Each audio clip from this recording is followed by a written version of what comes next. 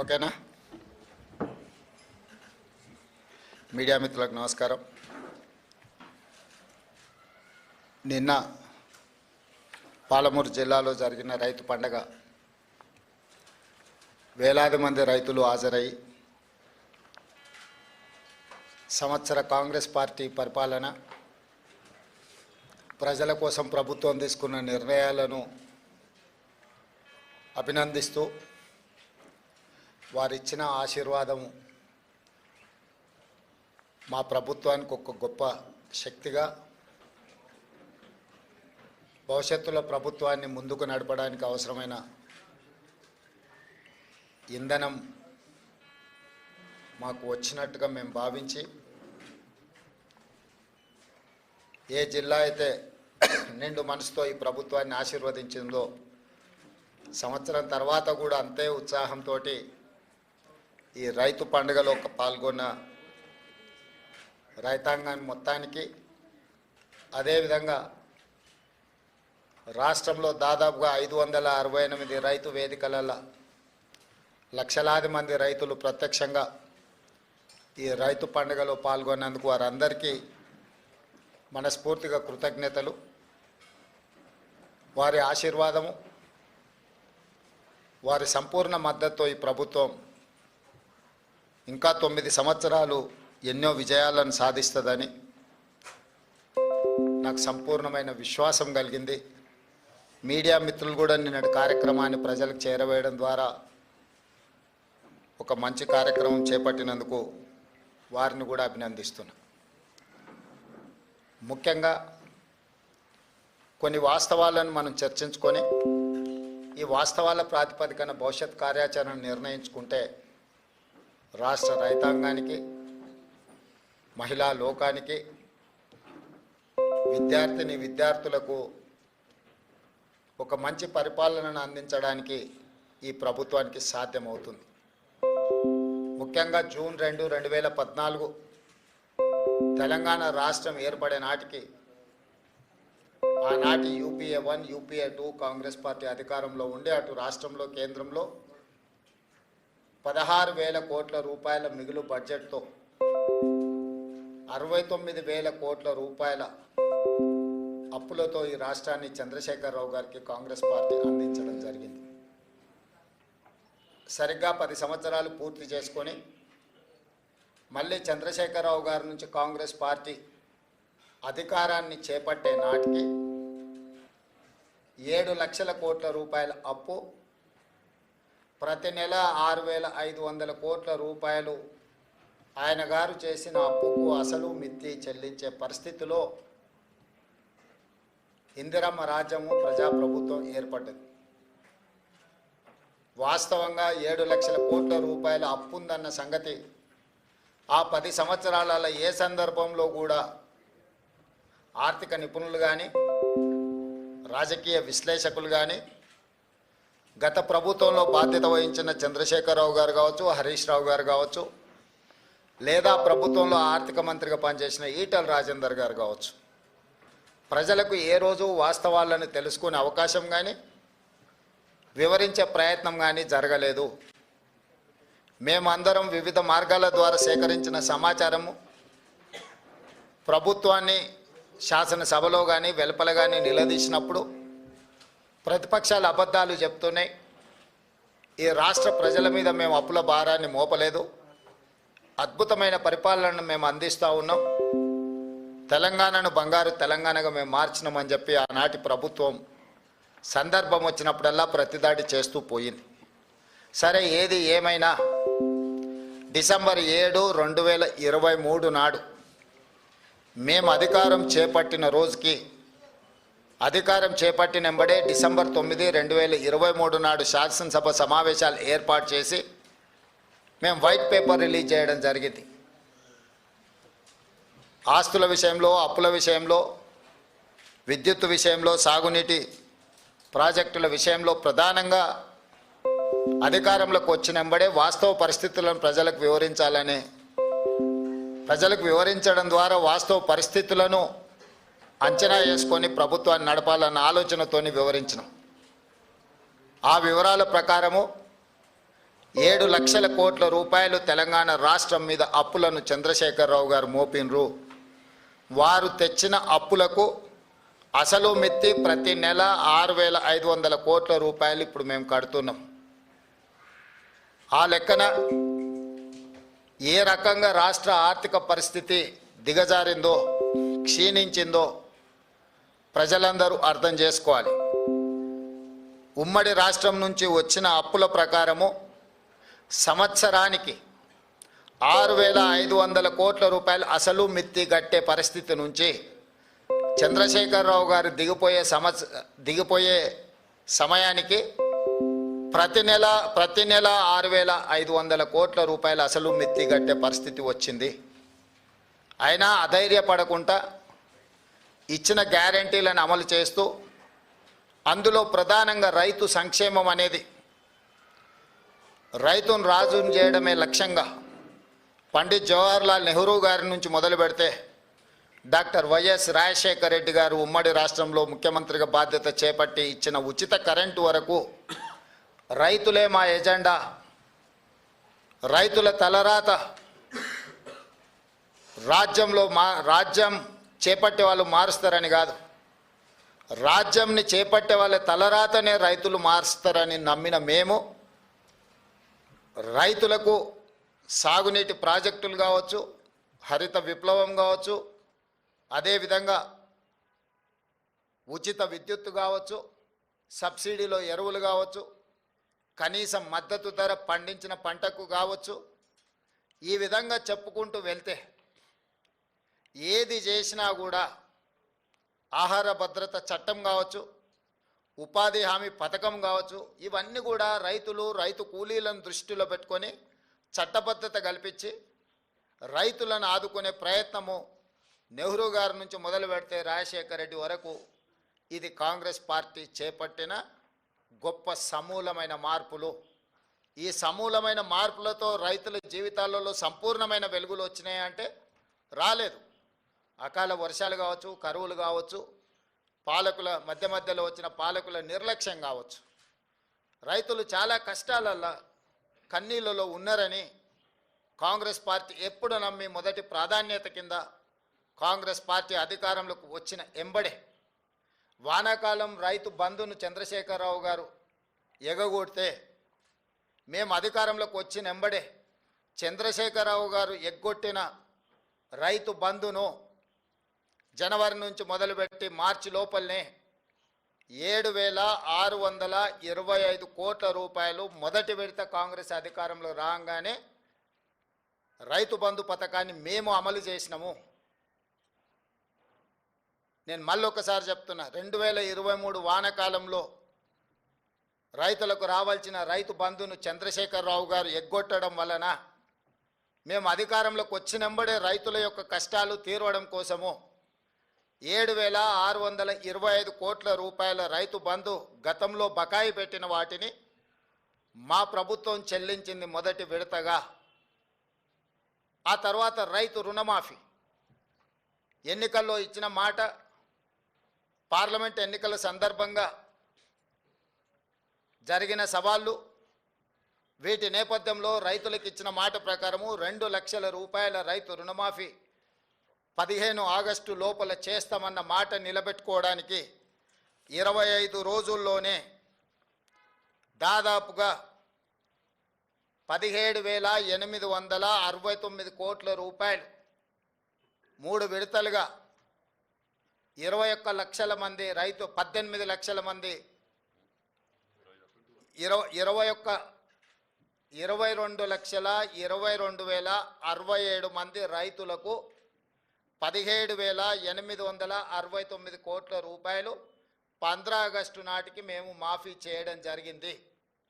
దానికి సంబంధించి 18/7/2024 11,34,412 మంది రైతులకు 6,034 కోట్ల 96 లక్షలు మొదటి దఫా రైతుల ఖాతాలలో ₹1,00,000 వరకు ఉన్న రుణమాఫీని ఆ రోజు చేయడం జరిగింది.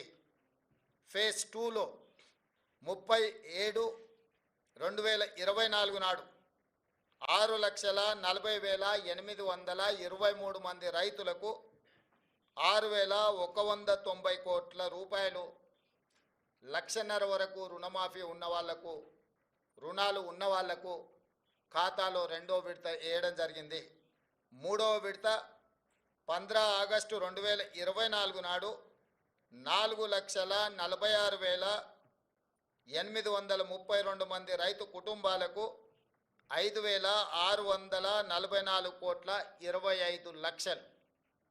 మూడు విడతలల్లా 17,869 కోట్ల రూపాయలు, 22,22,067 మంది రైతు కుటుంబాలకు మేము మాఫీ చేయడం జరిగింది, వాళ్ళ ఖాతాలో వేయడం జరిగింది.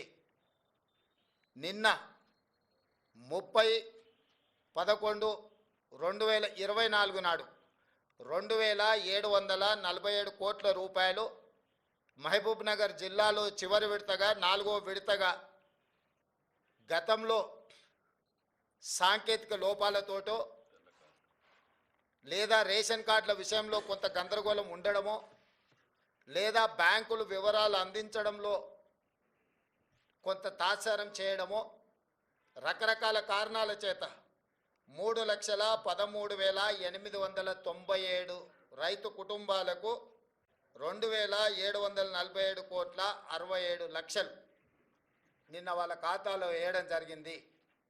టోటల్గా 25,35,964 రైతు కుటుంబాలకు 20,616 కోట్ల రూపాయల 89 లక్షలు ఈరోజు రైతులకు రుణమాఫీ చేసిన చరిత్ర కాంగ్రెస్ పార్టీది. కాంగ్రెస్ ఇచ్చిన 2 లక్షల రూపాయల రుణమాఫీ గ్యారంటీది. దేశ స్వతంత్రం వచ్చినప్పటి నుంచి ఈనాటి వరకు ఈ రోజున్న 29 రాష్ట్రాలు కానీ, గతంలో పెద్ద రాష్ట్రాలుగా ఉన్న ఉమ్మడి రాష్ట్రంలో కానీ స్వతంత్రం వచ్చినప్పటి నుంచి ఈనాటి వరకు కేవలం రైతు రుణమాఫీ ఇంత తక్కువ సమయంలో 25,35,964 రైతు కుటుంబాలకు 20,616 కోట్ల రూపాయలు ఏ ప్రభుత్వము చెయ్యలేదు. గతంలో మా ప్రభుత్వం కూడా ఇంత పెద్ద ఎత్తున రైతు రుణమాఫీ చెయ్యలేదు. ఈ దేశంలోనే ఇది గొప్ప రికార్డ్. అయినా బీఆర్ఎస్ నాయకులు పదే పదే రైతు రుణమాఫీ గురించి రకరకాలుగా మాట్లాడుతున్నారు. నేను వారు చేసిన వివరాలను ఒకటి పోల్చి చూసుకోవడానికి, పాత్రికేయ మిత్రులు విశ్లేషించడానికి కొన్ని వివరాలు నేను చెప్పదలుచుకున్నాను. 2014లో వాళ్ళు 1,00,000 రూపాయల రుణమాఫీ గురించి హామీ ఇచ్చారు. అధికారంలోకి వచ్చిన తర్వాత 4 విడతలుగా రుణమాఫీ చేస్తామన్నారు. 4 విడతలలో బ్యాంకుల్లో జరిగే మిత్తిలు, పెరిగే మిత్తిలను కూడా మేమే కడతామన్నారు. ఆ విడత సరిగ్గా అమలు చేయలేదు. రెండవసారి మళ్ళీ హామీ ఇచ్చిండ్రు 2018 ఎన్నికల్లో. 2018 ఎన్నికల్లో కూడా 1,00,000 రూపాయలు ఏక మొత్తంలో రుణమాఫీ చేస్తామని చెప్పిన ప్రభుత్వం ఆనాడు వాళ్లకు చెయ్యలేదు. చివరికి ఎన్నికలు సమీపించిన సమయంలో ఔటర్ రింగ్ రోడ్డును అమ్మి హడావిడిగా రుణమాఫీ చేసింది. ఎంత అంటే వాళ్ళు 21,35,557 మంది రైతులకు 11,909 కోట్ల 31 లక్షల రూపాయలు మాత్రమే రుణమాఫీ చేసిండ్రు. 4.5 సంవత్సరాల తర్వాత వాళ్ళు రుణమాఫీ చేయడం వల్ల ఈ 1,00,000 రూపాయలు రుణము తెచ్చుకున్న వాళ్లకు ఇందులో వడ్డీ ఎంత పోయిందయ్యా అంటే 8,578 కోట్ల 97 లక్షలు. దాదాపుగా వాళ్ళ మొత్తం అప్పులకే పోయింది. అంటే వాళ్ళు తెచ్చిన 4.5 ఏళ్ళు రుణమాఫీ జరగకపోవడం వల్ల అది మొత్తము వడ్డీలకే వెళ్ళింది. దాంతో నికరంగా వాళ్ళు చేసిన రుణమాఫీ ఎంత అంటే 3,331 కోటి రూపాయలు మాత్రమే. సింపుల్గా చెట్టు కింద లెక్కలు చెప్పాలంటే వాళ్ళు ఇచ్చింది 2018 నుంచి 2023 వరకు 5 సంవత్సరాల పరిపాలనలో చంద్రశేఖరరావు గారు ముఖ్యమంత్రిగా రైతులకు 11,909 కోట్ల రూపాయలు రుణమాఫీ చేసిండు. ఆ రుణమాఫీలో వడ్డీ 8,578 కోట్ల రూపాయలు వడ్డీ కింద పోయింది. కేవలం 3,331 కోట్ల రూపాయలు మాత్రమే అసలు కింద జమ అయింది. 5 సంవత్సరాలలో ఆయన చేసిన రుణమాఫీ 3,331 కోటి రూపాయలు. వారు ఈరోజు సంవత్సరం తిరగకంటే ముందే దాదాపుగా 20,616 కోట్ల రూపాయలు రుణమాఫీ చేసిన మమ్మల్ని తప్పు పట్టాలని, దోషిగా నిలబెట్టాలని ఏదో ఊబలాట పడుతున్నారు. ఇది రైతులు గమనించరా? రైతులకు అర్థం కాదా? ఎందుకంటే రైతు అప్పు తెచ్చుకున్నది, రైతు మిత్తి చెల్లించింది, రైతు రుణమాఫీ జరగక బాధపడ్డది రైతు. ఈరోజు మేము వేసే సొమ్ము రైతుల ఖాతాల్లో ప్రత్యక్షంగా పడుతుంది. కాబట్టి తద్వారా రైతులు ఎంత ఆనందంగా ఉన్నారో ఈ విషయాలను పరిగణలోకి మీడియా మిత్రులు కూడా తీసుకోవాలి. ఇప్పుడు మీరు రైతు బంధు వానాకాలము బకాయి పెట్టి పారిపోతే మీరు పెట్టిన బకాయిని కూడా వస్తానే 7,625 కోట్ల రూపాయలు మేము చెల్లించిన వానాకాలం రైతు బంధు. ఇప్పుడు ఇందులో కూడా మీరు చాలామందికి ₹1,00,000 వరకు ఉన్న రుణాలు మీరు చెల్లించకపోవడంలో, అసలు మిత్తి ఏది చెల్లించకపోవడం వల్ల 20 లక్షల మంది రైతులు దాదాపుగా కొత్తగా తీసుకున్న రుణాలు కాదు, 2018 నుంచి 2023 వరకు మళ్ళీ రెన్యువల్ చేసుకున్నారు ఆ అప్పును వాళ్ళు. ఇవాళ వాటన్నిటినీ మేము చెల్లించాల్సిన పరిస్థితి వచ్చింది. అందుకే మేము 12/12/2018 నుంచి 9/12/2023 వరకు ఆ 5 సంవత్సరాలలో బ్యాంకులలో తీసుకున్న అన్ని అప్పులను మేము కట్టినాం. చంద్రశేఖరరావు పరిపాలించిన 5 సంవత్సరాల కాలంలో రైతులు చేసిన అప్పు 12/12/2018 అంటే రెండోసారి చంద్రశేఖరరావు గారు ప్రమాణ స్వీకారం చేసిన రోజు నుంచి చంద్రశేఖరరావు గారు దిగిపోయి మేము ప్రమాణ స్వీకారం చేసి మొదటి రోజు అసెంబ్లీ ప్రారంభించే తారీఖు వరకు దాదాపుగా 5 సంవత్సరాల పూర్తి కాలంలో రైతులకు ఉన్న 2 లక్షల రూపాయల వరకు రుణమాఫీని మేము చేసి రైతుల పట్ల రైతు పక్షపాతిగా మా ప్రభుత్వం ఉన్నదని మేము నిరూపించుకున్నాము. అది రుణమాఫీ విషయం. రైతు బంధు మీరు వానాకాలం బకాయి పెడితే మేము వచ్చినెంబడే ఆ బకాయి ఇచ్చినాం. ఇప్పుడు నేను మళ్ళీ రైతులకు మాట ఇస్తున్నా, సంక్రాంతి పండుగ తర్వాత రైతు భరోసా మీ ఖాతాలలో వేసేది సోనియమ్మ గ్యారంటీ, ఇందిరమ్మ ప్రభుత్వము.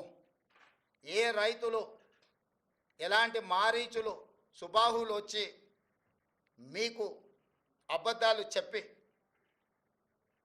ఆనాడు పురాణాలలో విశ్వామిత్రుడు యజ్ఞం చేస్తుంటే రాక్షసులు ముఖ్యంగా మారీచుడు సుబాహులు వచ్చి ఆ యజ్ఞాన్ని భగ్నం చేయాలని ప్రయత్నం చేస్తే రామలక్ష్మణులు ఎట్లయితే కాపలా కాసి విశ్వామిత్రుడు చేపట్టిన యజ్ఞాన్ని సంపూర్ణంగా పూర్తి చేసిండ్రో ఈనాడు కూడా మా ప్రభుత్వము రైతు భరోసా కొనసాగిస్తుంది. సంక్రాంతి పండుగ తర్వాత సోనియా గాంధీ గారి గ్యారెంటీగా నేను చెప్తున్నా, మీ రైతు భరోసా మీ ఖాతాలో పడుతుంది. ఎవరిని నమ్మకండి. ఇట్లాంటి మారీచులు మీ దగ్గరికి మారు వేషంలో వస్తూనే ఉంటారు. ఆనాడు సీతమ్మను ఎమర్చడానికి బంగారు లేడీ రూపంలో వచ్చిన మారీచుడే ఈరోజు మారు వేషంలో మళ్ళీ బీఆర్ఎస్ బీజేపీల రూపంలో మీ దగ్గరకు వస్తారు. ఈ మారీచులను మీరు విశ్వసించకండి. సంక్రాంతి పండుగ తర్వాత మీ రైతు భరోసా మీ ఖాతాలలో పడుతుంది. విధి విధానాలకు సంబంధించి మంత్రివర్గ ఉపసంఘం వేసిన బట్టి విక్రమార్క గారు, పొంగులేటి శ్రీనివాసరెడ్డి గారు, తుమ్మల నాగేశ్వరరావు గారు, ఇతర మంత్రుల చేత మంత్రివర్గ ఉపసంఘాన్ని విధి విధానాలను ఖరారు చేయడానికి వేసినాం. రాబోయే శాసనసభ సమావేశాలలో విధి విధానాల మీద చర్చ పెట్టి ఏ రకంగా కార్యాచరణను తీసుకొని ముందుకు వెళ్దామో నిర్ణయించుకొని డిసెంబర్ నెలలో జరిగే శాసనసభ సమావేశాలలో సభలో చర్చ చేసి విధి విధానాలను ఖరారు చేసి సంక్రాంతి పండుగ తర్వాత మీ రైతు భరోసా మీ ఖాతాలలో వేసే బాధ్యత మా ప్రభుత్వం తీసుకుంటుందని చెప్పి నేను రైతులకు గ్యారంటీ ఇస్తున్నా. రైతు రుణమాఫీ చేస్తామన్నాం, చేసి చూపించినాం. రైతు బంధు చంద్రశేఖరరావు గారు బకాయి పెట్టి పారిపోతే వాటిని కూడా 7,625 కోట్ల రూపాయలు రైతుల ఖాతాలో మేము వేసినాము. ఇప్పుడు కూడా రైతులకు రైతు భరోసా అందించే బాధ్యత మా ప్రభుత్వం తీసుకుంటుంది. దీనికి సంబంధించి శాసనసభలో చర్చలు చేసి మంత్రివర్గ ఉపసంఘం ఇచ్చే నివేదికను శాసనసభలో ప్రవేశపెట్టి విధి విధానాలను ఖరారు చేసి రైతు భరోసా పథకం కొనసాగుతుంది. మారీచులను మారువేషంలో వచ్చే వాళ్ళను అది బీఆర్ఎస్ వల్ల బీజేపీ వల్ల చూడకండి, నమ్మకండి, వాళ్ళ మాటలు వినకండి. అదేవిధంగా ఈ సీజన్లో మేము వరి వంగడాల విషయంలో 500 రూపాయల బోనస్ ఇస్తామని చెప్పినాం. చాలా అపోహలు సృష్టించే ప్రయత్నం చేసిండ్రు. ఎవరయ్యా అంటే గతంలో వరేస్తే ఉరేసుకున్నట్టే కొనుగోలు కేంద్రాలే ఉండవు, కొనుగోలు కేంద్రాలు ఎత్తేసినాము, ఎవరు పండించుకుంటే వాళ్ళ కర్మ అని చంద్రశేఖరరావు గారు ముఖ్యమంత్రిగా అధికారికంగా వారే మాట్లాడి చెప్పారు. ఒకటి కొనుగోలు కేంద్రాలు మూసేస్తున్నాం, కేంద్రం కొనడం లేదు కాబట్టి మేము కూడా కొనడం లేదని బాధ్యత కలిగిన ఆనాటి ముఖ్యమంత్రి గారే మాట్లాడినరు. ఆ తర్వాత ఇంకా ఒక అడుగు ముందుకేసి ఊరేసుకుంటే ఊరేసుకున్నట్టే అది మీ కర్మ అని చంద్రశేఖరరావు గారు మాట్లాడినరు. ఊరేసుకుంటే ఊరేసుకుంటు అనే పరిస్థితి నుంచి వరి వేసుకోండి, కనీసం మద్దతు ధర ఇచ్చి కొంటమనే కాకుండా సన్నాలు పండించండి, 500 రూపాయల బోనస్ ఇస్తామని చెప్పి ఈ రోజుకి 31 లక్షల మెట్రిక్ టన్నుల వరి ధాన్యాన్ని మా ప్రభుత్వం సేకరించింది. 500 రూపాయల బోనస్ కొనసాగుతుంది. ఒక్కసారి ఇచ్చి వదిలేయదు కాంగ్రెస్ పార్టీ. కాంగ్రెస్ పార్టీ ఆనాడు ఉచిత కరెంటు ఇస్తామన్నాం, ఎవరొచ్చినా ఇవ్వక తప్పని పరిస్థితి సృష్టించినము. ఈనాడు సన్నాలు పండించిన వాళ్ళకి 500 రూపాయలు బోనస్ ఇస్తామన్నాం, వానాకాలం ఇచ్చినాం. రేపు వచ్చే సీజన్కు కూడా 500 రూపాయల బోనస్ కొనసాగుతుంది. అయితే రైతులకు నిపుణులు తెలంగాణ సోనా, బీపీటీ, హెచ్ఎంటీ ఇట్లాంటి వంగడాలు వేస్తే ఎక్కువ ఉత్పత్తి వస్తుంది, రైతులకు మేలు జరుగుతుంది అని చెప్పి కొంతమంది శాస్త్రవేత్తలు మాకు చెప్పడం జరిగింది. అందుకే నేను రైతులకు సూచన చేస్తున్నా, తెలంగాణ సోనా, బీపీటీ, హెచ్ఎంటీ లాంటి వంగడాలు వేస్తే మీకు పంట అధికంగా వస్తుంది. ఇవి తెలంగాణలో ఎక్కువగా తింటారు. ఎందుకు ఇలాంటివి ఏమంటున్నాం, చాలా రకాలు ఉన్నాయి, 31 రకాలు ఉన్నాయి సన్నాలకు సంబంధించి మేము జీవో ఇచ్చినాం. కానీ తెలంగాణలో ఉండే ప్రజలు అత్యధికంగా తినేది తెలంగాణ సోనా, బీపీటీ లేకపోతే హెచ్ఎంటీ. ఈరోజు రేషన్ షాపులలో సన్న బియ్యం ఇస్తామని మాట ఇచ్చినాం.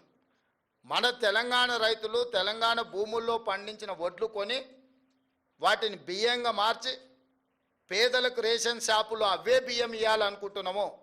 ఈరోజు సంక్షేమ హాస్టళ్లలో ఎస్సీ, ఎస్టీ, బీసీ, మైనారిటీ గురుకులాలు, కస్తూర్బా స్కూళ్ళు, ఏ ప్రభుత్వ పాఠశాలలలో భోజన పథకం అమలు జరుగుతుందో వాళ్ళందరూ కూడా సన్న బియ్యంతోనే భోజనం పెట్టాలి. అది తెలంగాణ నేల మీద పండిన పంటలతోనే వాళ్ళ కడుపు నింపాలన్న ఆలోచన చేస్తున్నాము. నేను రైతులకు విజ్ఞప్తి చేస్తున్నా, మీరు నాణ్యత కలిగిన సన్న వడ్లు పండిస్తే అవి బియ్యంగా మారి తిరిగి మన పేదల కడుపు నింపడానికి అవకాశం ఉంటుంది. ఈరోజు మీరు పండించే సన్న వడ్లు ఎఫ్సిఐకో ఇతర రాష్ట్రాలకో తరలించకుండా తెలంగాణ ప్రజలకే మళ్ళీ బియ్యం రూపంలో పేదలకే పంచాలనుకుంటున్నాం. కాబట్టి మీరు పండించే పంట మళ్ళీ మన వాళ్ళే భోజనం చేస్తారు. కాబట్టి దాని పట్ల కూడా తెలంగాణ రైతాంగం సన్నాలు పండించాల్సిందిగా నేను సూచన చేస్తున్నా. కాబట్టి ఈ విషయాలలో ఎలాంటి అపోహలకు తావు ఇవ్వకండి మీడియా మిత్రులారా. మీ వైపు నుంచి కూడా సహకారం అవసరం ఉన్నది. ఏంటంటే ఈ పథకాలు అమలు చేయడమే కాదు, అమలు చేస్తున్న విధానం కూడా ప్రజలకు చేరాలి. ఆ విధానాన్ని వివరించాల్సిన బాధ్యత రైతు బిడ్డలుగా మీ మీద ఉన్నది. ఇక్కడ ఉన్న వాళ్ళు 99% గ్రామీణ ప్రాంతాలలో రైతుల బిడ్డలే ఈరోజు పాత్రికేయులుగా ఇక్కడ ఉన్నారు. ఇది రైతులకు సంబంధించిన విషయము. రాజకీయాలకు అతీతంగా రైతులకు దగ్గరగా పేదలకు ప్రయోజనకరంగా ఈ ప్రభుత్వం తీసుకుంటున్న నిర్ణయాన్ని మీరు ప్రజలకు చేరవేయండి. రాజకీయపరమైన భిన్న అభిప్రాయాలు ఏమైనా ఉంటే వేరే సందర్భంలో వాటి మీద చర్చించుకుందాము. ఇది రాజకీయాలు చేసే సందర్భం కాదు. పాలకపక్షమైనా ప్రతిపక్షమైనా ప్రజాప్రతినిధులైనా పాత్రికేయ మిత్రులైనా ఒక బాధ్యతతో ఒక యజ్ఞంలాగా భావించి ప్రభుత్వం చేపడుతున్న ఈ యొక్క మంచి విధానాన్ని రైతులకు చేరవేయండి. వాళ్ళకు భరోసా విశ్వాసాన్ని కల్పించండి. రైతు భరోసా విషయంలో భరోసా కల్పించండి. బోనస్ విషయంలో వాళ్ళకు భరోసా కల్పించండి. ఈ ప్రభుత్వం రైతుల కోసమే ఉన్నది. వ్యవసాయం దండగ కాదు, వ్యవసాయం పండుగ చెయ్యాలి. చేసి చూపిస్తాం. ఇప్పటి వరకు చేసినాం, భవిష్యత్తులో కొనసాగిస్తాం. రైతులకు అంటే మీరు ఇచ్చినటువంటి కార్యక్రమాల హామీలు కానీ మీరు కనీసం ప్రజల్లోకి తీసుకెళ్ళలేకపోతున్నారు. మీ ఎమ్మెల్యేలుగా, మీ ప్రజాప్రతినిధిగా, ప్రభుత్వం కానీ ప్రజలకు ఈ యొక్క కార్యక్రమాలను కూడా అనుకున్నంత స్థాయిలో తీసుకెళ్ళలేకపోతుంది. అదే అందుకే ఇంతకుముందే మీ బాధ్యత అదే గుర్తు చేసిన. మామూలుగా చిన్నపిల్లలు అంటారు చూడు, సేమ్ టు యూ అని.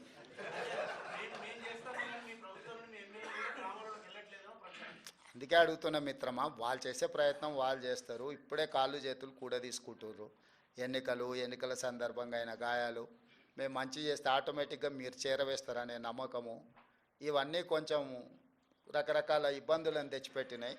ఆ ఇబ్బందుల నుంచి బయటకు వచ్చి మీరు కూడా తలా ఓ చెయ్యండి. ఎందుకంటే మరీ పేదోళ్ళు అయితే రేషన్ షాప్లో సన్నబియ్యం వస్తాయి.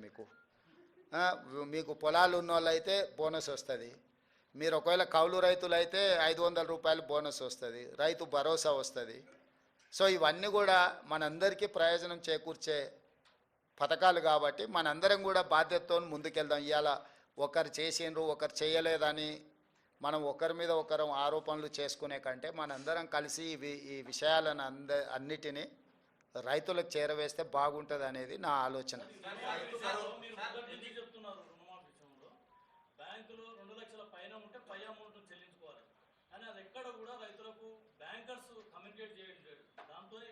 అది బ్యాంకర్స్ జాబ్ కాదు, అది మీ జాబు నా జాబ్. అది వాళ్ళు చేయరు. ఎందుకంటే వాళ్ళు వచ్చిన వాళ్ళు కట్టిన వాళ్ళే తీసుకుంటారు తప్ప వాళ్ళు ప్రచారం కోసం ప్రత్యేకంగా వాళ్ళకి సిబ్బంది ఉండరు కదా. అదే దాన్ని తప్పకుండా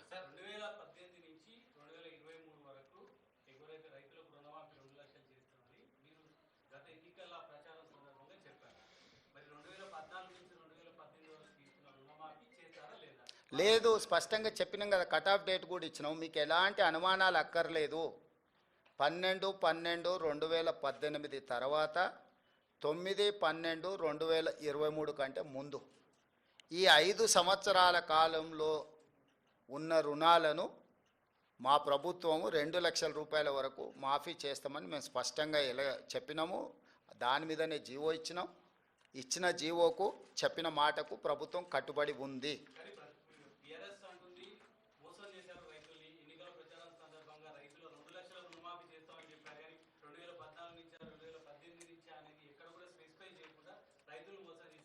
నేను అంతకుముందే చెప్పిన వాళ్ళు మారీచులు సుబాహులు అని. వాళ్ళ గురించి మనకి ఎందుకు మిత్రమా? ఇది ఒక పండుగ వాతావరణం.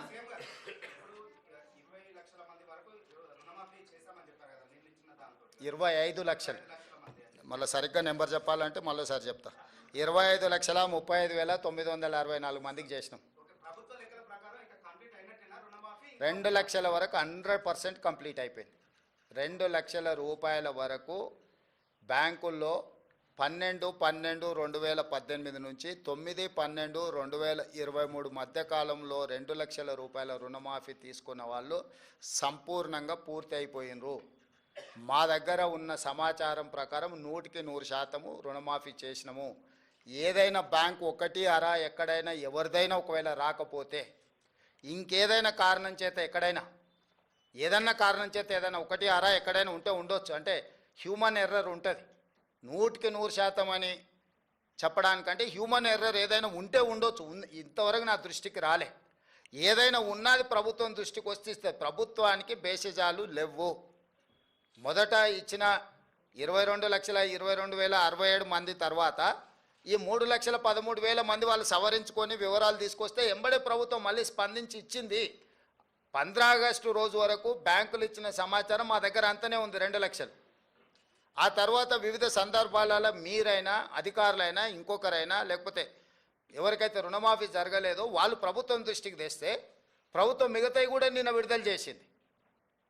సో మేము ఇచ్చిన మాటకు మేము 100% కట్టుబడి ఉన్నాము. శ్రీనివాస్ రెడ్డి గారు,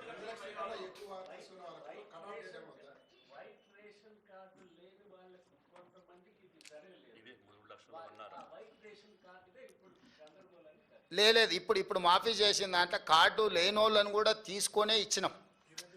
ఇప్పుడు ఈ రోజు ఇచ్చిన 3,13,000 పైచే 897 మంది ఉన్నారు కదా, కార్డులు లేవనో లేకపోతే ఇతర కారణాల చేత ఏదైతే బ్యాంకర్సో లేకపోతే అధికారులు ఏదైనా వాయిదాలు పెట్టుకుంటూ వచ్చారో వాళ్ళందరినీ కూడా పరిగణలోకి తీసుకొని ఇచ్చినాము. ఎలాంటి గందరగోళం లేదు. రేషన్ కార్డు లేనంత మాత్రాన రుణమాఫీ జరగదు అనేది తప్పు. భూమి ఉండాలి, భూమి మీద అప్పు ఉండాలి, అప్పు ఈ సమయంలో ఉండాలి. ఇందులో ఉన్న వాళ్ళందరికీ జరిగింది.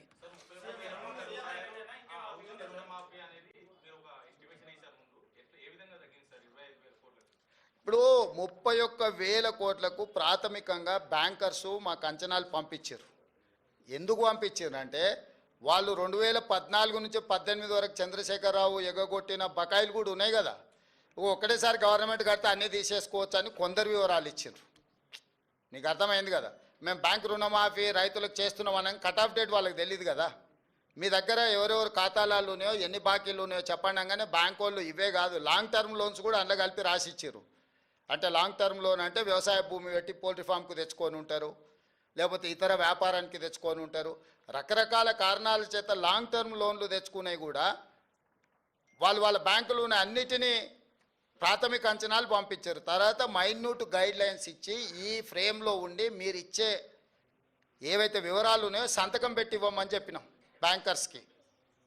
తప్పుడు సమాచారం ఇస్తే మేము చూసి ఉంటారు కదా, తప్పుడు క్లెయిమ్స్ చేసినా తప్పుడు సమాచారం ఇచ్చినా చట్ట ప్రకారం శిక్షిస్తామని చెప్పి ఇచ్చిన జీవోలు పొందుపరచడం జరిగింది. దాంతో పూర్తిగా ప్యూరిఫై చేసి రికార్డులను అన్నిటిని కూడా వాళ్ళు 1-2 సార్లు పరిశీలించుకొని మాకు వివరాలు ఇవ్వడం జరిగింది. శ్రీనివాస్ గారు, శ్రీనివాస్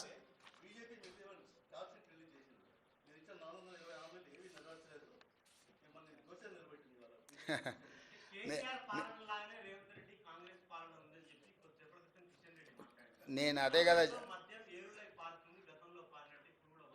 ఇప్పుడు గుజరాత్లో నిషేధం ఉంది అని వాళ్ళు చెప్తారు, మీకు బస్సు పెట్టి తీసుకెళ్తా. గుజరాత్లో ఏమేమి బ్రాండ్లు దొరికితే ఒకసారి చూసి వద్దాం పదా. కిషన్ రెడ్డి గారికి తెలంగాణ రాష్ట్రంతో ఏం సంబంధమై మాట్లాడడానికి మొన్ననే చెప్పండి, నేను గుజరాత్ గులాంని అక్కడనే పోతున్నా అని. ఆయనకేం అర్హత ఉంది? వారికి ఒక్కటే నా సూచన, 2014, 2019, 2023 3 ఎన్నికలలో నరేంద్ర మోడీ గారు ఇచ్చిన హామీలు మేనిఫెస్టో కాపీలు తీసుకొని మా మంత్రులు వస్తారు. వాళ్ళ తరఫున ఎవరు వస్తారో 11 సంవత్సరాల మోడీ గారి హామీలు 10 నెలల్లో మా హామీల మీద ప్రత్యేకంగా చర్చ పెట్టుకుందాం. మాకు ఎలాంటి ఇబ్బంది లేదు.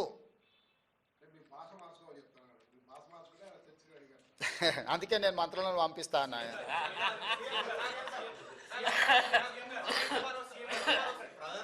నరేంద్ర మోడీ ట్వీట్ చేసింది స్వయంగా, కాంగ్రెస్ పాలన వైఫల్యం చెందింది, తెలంగాణలో సంవత్సరంలోనే తేలిపోయింది, ఇదంతా బీజేపీ వైపు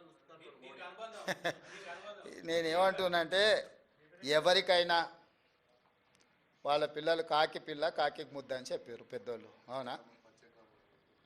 సో కాకి పిల్ల ముద్ద అన్నట్టు వాళ్ళందరూ బీజేపీ వాళ్ళు పోయి కలిసినప్పుడు ఆయన మీరు ఎందుకు వణికిరారు, మీరు అనా పైసకు చెల్లరు, నెత్తి మీద రూపాయి పెడితే ఏకానికి కూడా మీరు చెల్లరని మొహం మీద అనలేడు కదా మోడీ.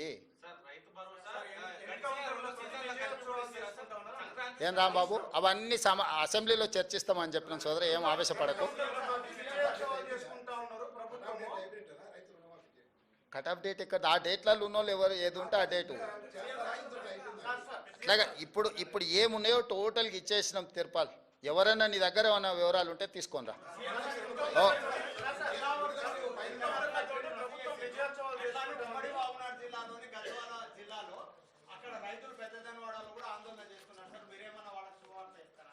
అది మళ్ళీ మాట్లాడుకుందాం. ఇప్పటికాడికి ఈ రోజుకు రుణమాఫీ మీద భరోసా మీద మాట్లాడుకుందాం. ధన్యవాదాలు.